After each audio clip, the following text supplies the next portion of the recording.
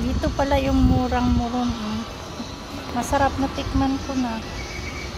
Yan, mas mura kasi sa terminal ng bus 120, 150. Yung iba po Dito 100 lang.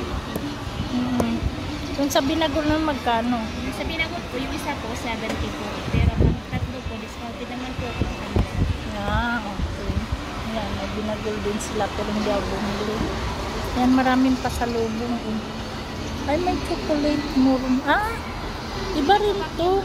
Yes po, pero same lang po yung laman yan po dito. Maganda lang. Mas maihalahiya ma-expire. O kasi naka-ano sale. Naka-sale na po. Pang malayuan na yan. Opo. Pang international na. Pang export na siya.